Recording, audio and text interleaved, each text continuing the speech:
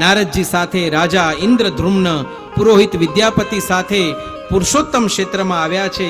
નારદજી કહે, રાજન, આપ અહીં સુંદર મંદિર અને યજ્ઞશાળાનું નિર્માણ કરાવો. ઇન્દ્રધૂમ્ન નીલાંચલ પર રહેલા દિવ્ય ચંદનના વૃક્ષો પાસે આવ્યા છે. ત્યાં ભગવાન વિશ્વકર્માના પુત્ર સુઘટક મળ્યા છે, જેઓ શિલ્પશાસ્ત્રના જ્ઞાતા હતા, શિલ્પશાસ્ત્રના જાણકાર. તેમણે કહ્યું, રાજન, હું આપના માટે દિવ્ય ભવન અને યજ્ઞશાળાનું નિર્માણ કરીશ. ભવનનું નિર્માણ થતા ઇન્દ્રધૂમ્ન રાજા દ્વારા યજ્ઞ થયો છે. યજ્ઞના અંતે ભગવાન વિષ્ણુ સ્વયં વૃક્ષના રૂપમાં પ્રગટ થયા છે. રાજા અને નારદજીએ વૃક્ષનું પૂજન કર્યું છે. બ્રાહ્મણો દ્વારા મહાયજ્ઞ વેદી પર બધા આવ્યા છે. આ વૃક્ષ સાક્ષાત વિષ્ણુનું સ્વરૂપ છે. એ વૃક્ષને પણ ત્યાં લાવ્યા છે. પણ આની પ્રતિમા, આની મૂર્તિઓ કેવી રીતે બનશે? એને ઘડશે કોણ? કોક તો જોઈશે ને. આકાશવાણી થઈ છે, આ વેદીને 15 દિવસ સુધી ઢાંકી દો. હાથમાં હથિયાર લઈ સ્વયં ભગવાન વિશ્વકર્મા આ મૂર્તિઓનું નિર્માણ કરશે. પણ એક વસ્તુનું ધ્યાન રાખજો કે મૂર્તિ નિર્માણનું કાર્ય જ્યારે થતું હોય ત્યારે વાજા વગડાવજો. કારણ કે મૂર્તિ નિર્માણનો જે અવાજ છે એ કોઈના કાને પડવો જોઈએ નહીં, અને જો પડશે તો બહેરાશ આવી જશે. એટલે એનું ધ્યાન રાખજો. વાજા વગડાવો, એ વાજાના અવાજમાં એનો અવાજ કોઈના કાને ન પડે, એનું ધ્યાન રાખજો. મૂર્તિ નિર્માણ થાય ત્યાં સુધી કોઈએ યજ્ઞવેદીમાં પ્રવેશ કરવો નહીં. મૂર્તિ નિર્માણ કરનાર સિવાય કોઈ નિર્માણ જોશે તો એ પોતાની આંખો પણ ખોશે. આ તો ભગવાનની દિવ્ય મૂર્તિઓનું સર્જન કરવાનું છે.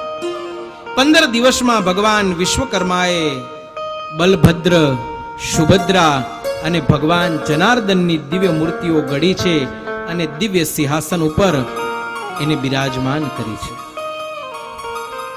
આકાશવાણીની આજ્ઞાથી રાજા ઇન્દ્રધૂમ્નએ મૂર્તિઓનો શણગાર કર્યો છે, એનું પૂજન કર્યું છે. સાથે દેવશિલ્પી ભગવાન વિશ્વકર્માનું પણ પૂજન કર્યું છે. ભગવાન વિશ્વકર્માએ પોતાના હાથે ઘડી છે. ભગવાન વિશ્વકર્માએ મૂર્તિઓને સ્થાપિત કરવા દિવ્ય રત્નમય એક શાળાનું નિર્માણ કર્યું તથા ભગવાન જનાર્દન માટે 16 પૈણાવાળા રથની પણ રચના કરી છે,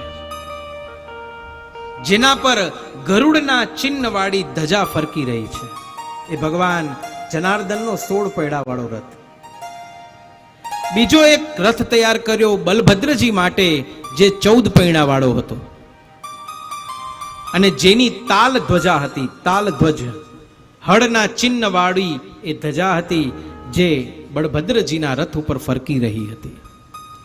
ત્રીજો એક રથ તૈયાર કર્યો સુભદ્રાજી માટે, જે 12 પૈડાવાળો રથ હતો અને એમના રથની ધજા ઉપર કમળ ચિહ્નવાળી ધજા ફરકી રહી હતી.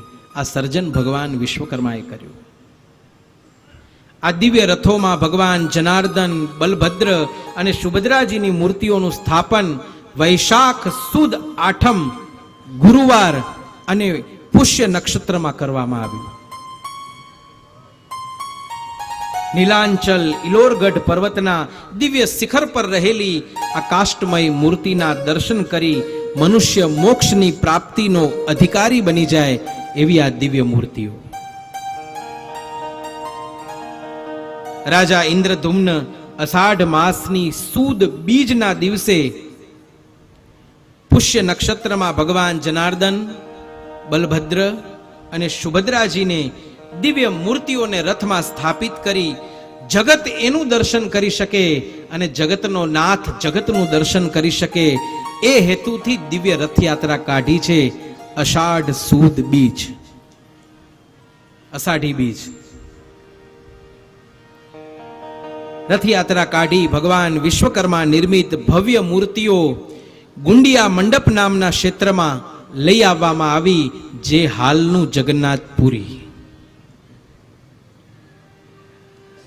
પોતાના રાજ્યમાં લઈ આવ્યા છે ભગવાનને.